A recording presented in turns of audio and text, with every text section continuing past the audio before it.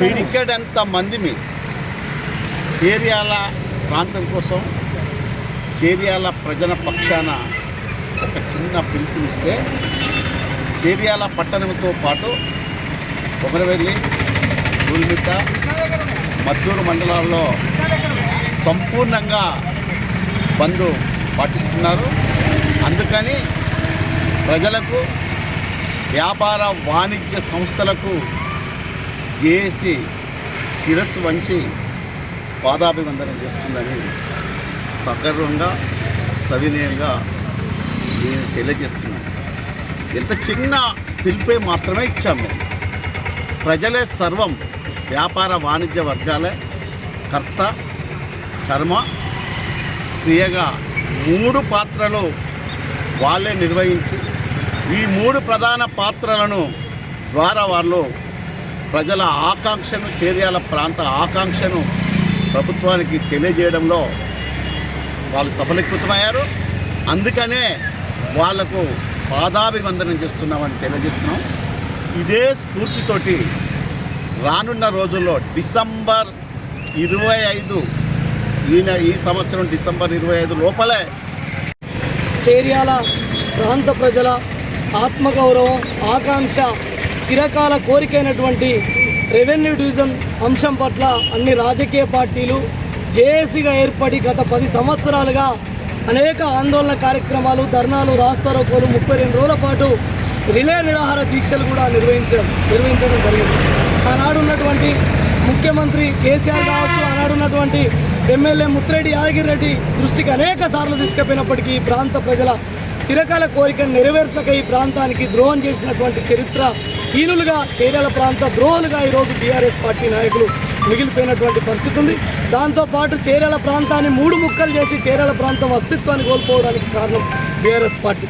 మరియు కాంగ్రెస్ ప్రభుత్వం అధికారంలోకి రాగానే 100 రోజుల్లో చేర్యాలను రెవెన్యూ డివిజన్ కేంద్రంగా ప్రకటిస్తామని శాసనసభ ఎన్నికల సభలో జనగామలో నాటి పిసిసి అధ్యక్షులు, నేటి ముఖ్యమంత్రి యనమల రేవంత్ రెడ్డి గారు రెవెన్యూ డివిజన్ ప్రకటిస్తామని హామీ ఇవ్వడం జరిగింది.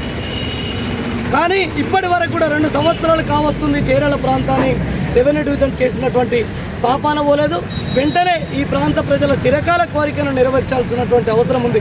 ముందస్తుగా స్థానిక సంస్థల ఎన్నికలు ఉన్నాయి. స్థానిక సంస్థల ఎన్నికల లోపే డిసెంబర్ 25 లోపే చేర్యాలను రెవెన్యూ డివిజన్ కనుక సాధించుకుంటే 2026 నియోజకవర్గాల డిలిమిటేషన్లో భాగంగా నియోజకవర్గాన్ని సాధించుకున్నటువంటి అవకాశం ఉంది. కనుక దాన్ని దృష్టిలో పెట్టుకొని ఈ ప్రాంత నాయకుడు కొమ్మూరు ప్రతాప్ రెడ్డి గారు కావచ్చు, జిల్లా మంత్రి పొన్నం ప్రభాకర్ కావచ్చు, మరియు ఇన్ఛార్జి మంత్రి కొండా సురేఖ కావచ్చు, రాష్ట్ర ముఖ్యమంత్రి మన రేవంత్ రెడ్డి దృష్టికి తీసుకుపోయి ఈ ప్రాంత గడ్డ మీద పుట్టినటువంటి ప్రతి బిడ్డలుగా ప్రభుత్వ పెద్దల దృష్టికి తీసుకుపోయి వెంటనే చేర్యాలను రెవెన్యూ డివిజన్గా ప్రకటించాలి.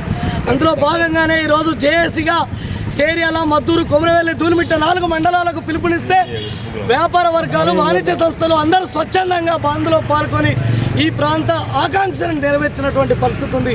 ఇదే స్ఫూర్తితోటి రాబోయే రోజుల్లో చేర్యాలను రెవెన్యూ డివిజన్గా సాధించేంత వరకు పెద్ద ఎత్తున ఈ ఉద్యమాన్ని ముందుకు తీసుకుపోతామని సందర్భంగా జేఏసీగా తెలియజేస్తా ఉన్నాం. గత 10 సంవత్సరాలుగా నిరంతరం ఈ ప్రాంత ప్రజలందరూ కోరిక మేరకు ఈ ప్రాంతం చేర్యాల రెవెన్యూ డివిజన్ కావాలని ప్రజలందరూ కోరుకుంటున్నారు. అదేవిధంగా అందువల్లనే చేర్యాల బంద్కు పిలుపునిచ్చినాం. దానివల్ల 4 మండలాలతో పాటు టౌను, గ్రామాలు, అన్ని గ్రామాలు కూడా 60 గ్రామాలు పూర్తిగా మద్దతు ఇచ్చారు. అందుకోసము కాంగ్రెస్ ప్రభుత్వం ఇప్పుడైనా ఆలోచన చేసి ఆ రోజు ఎన్నికల ముందు జనగామలో ముఖ్యమంత్రి గారు ప్రభుత్వం ఏర్పడిన 100 రోజుల్లో చేర్యాల రెవెన్యూ డివిజన్ ఇస్తా అన్నాడు. ఇప్పటి వరకు 2 సంవత్సరాల నుంచి చేర్యాల ఊసే లేదు. అందువల్ల స్థానిక ఎన్నికల్లో చేర్యాల, మద్దూరు గ్రామాల్లో కాంగ్రెస్ ప్రభుత్వం, కాంగ్రెస్ కార్యకర్తలు, నాయకులు వస్తే వాళ్ళను తరిమి కొడతారని చెప్పి తెలియజేస్తున్నాం. ఎందుకంటే మీరు మాట ఇచ్చి తప్పినరు, ఈ ప్రాంత ప్రజలను మోసం చేశారు. కాబట్టి గ్రామాల్లో కాంగ్రెస్ కార్యకర్తలను, నాయకులను తరిమి కొట్టాలని జేఏసీగా తెలియజేస్తున్నాం. జై హింద్. జేఏసీకి లేదని ఈ సందర్భంగా నేను తెలియజేస్తున్నాను. మేము జేఏసీగా ఏర్పాటు చేస్తున్నాం. కాకపోతే ఒక కార్యాచరణ ప్రణాళిక కూడా డేట్లు తర్వాత చెప్తాం. రానున్న రోజుల్లో అతి తక్కువ కాలంలోనే విద్యా సంస్థల బంధు కూడా మేము పిలుపునిస్తాం. తర్వాత రోడ్డు కూడా దిగ్బంధం చేస్తాం. మరొక రోజు వంట వార్పు కూడా మేము ఏర్పాటు చేసుకోవడం జరుగుతుంది. చలో కలెక్టరేట్ కార్యక్రమాలు కూడా నిర్వహించి ఈ సమస్య యొక్క తీవ్రతను, ఈ అంశం యొక్క ప్రాధాన్యతను, ప్రజల యొక్క ఆకాంక్షను, ఈ ప్రాంత ప్రజలు అస్తిత్వం, ఆత్మగౌరవం, ఉనికి ముడిపడి ఉన్నదని మరొకసారి తెలియజేస్తున్నాం. ఇది ఒక భౌతికపరమైన అంశమే కాదు, ఈ ప్రాంత ప్రజల అస్తిత్వం, ఉనికి, ఆత్మగౌరవంతో ఉన్నది. కాబట్టి ప్రజలు ఎట్లయితే ఈరోజు మాకు పూర్తి సహాయ సహకారాలు అందించి మాకు గొప్ప శక్తిని ఇచ్చారు. మేము ఇంతమందిని దిగులో ఇంతమందికి ఇంత శక్తి ప్రజలు ఇచ్చారంటే తప్పకుండా మమ్మల్ని ముందుకు నడిపిస్తారు. ప్రజల కోసం, ప్రజల పక్షాన మేము పనిచేస్తామని ఈ సందర్భంగా తెలియజేస్తూ, ప్రభుత్వం కూడా ఈ ఆకాంక్షను చాలా పాజిటివ్గా తీసుకొని తక్షణమే స్పందించాలి. ప్రభుత్వం కూడా ముఖ్యమంత్రి గారు ఆనాడు జనగామ కేంద్రంలో చెప్పడం జరిగింది. ముఖ్యమంత్రి గారు ప్రకటిస్తారు, అధికార పార్టీ ప్రకటిస్తారు. ఇక్కడ ఉన్నటువంటి ఎమ్మెల్యే, ఇక్కడ ఉన్నటువంటి ఇన్ఛార్జ్ గారు ప్రతాపరెడ్డి గారు, ఇక్కడ గెలిచినటువంటి ఎంపీ గారు తప్పకుండా స్పందిస్తారు అన్నటువంటి దాదాపు 2 సంవత్సరాలు వేడి చేసినాం.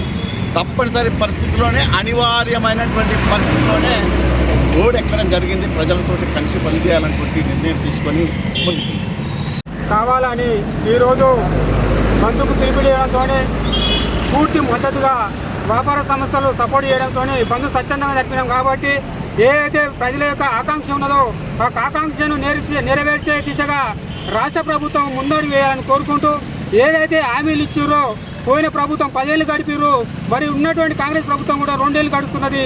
మరి చర్యల యొక్క రెవెన్యూ డివిజన్ మాత్రం అక్కడనే ఉన్నది. దీన్ని దృష్టిలో పెట్టుకొని కొమ్మూరి ప్రతాపరెడ్డి గారు కాలయాపన చేయకుండా ముఖ్యమంత్రితో చర్చించి వెంబడే ఈ ఎలక్షన్ల స్థానిక సంస్థల ఎలక్షన్ల లోపే చర్యలను రెవెన్యూ డివిజన్గా ప్రకటించాలని కోరుకుంటూ ఈ అవకాశం ఇచ్చినట్టు మిత్రులందరికీ పేరు ధన్యవాదాలు. లేటెస్ట్ న్యూస్ తెలుగు మరియు ఇంగ్లీష్ అప్డేట్స్ కోసం ఇప్పుడే క్యూన్యూస్ అఫీషియల్ యాప్ ని ప్లే స్టోర్ నుండి డౌన్లోడ్ చేసుకోండి. సరికొత్త సమాచారాల కోసం క్యూన్యూస్ వెబ్సైట్ ని ఫాలో అవ్వండి. ఛానల్లో ప్రాంతీయ, జాతీయ, అంతర్జాతీయ వార్తలు వీక్షించండి. లైక్ చేయండి.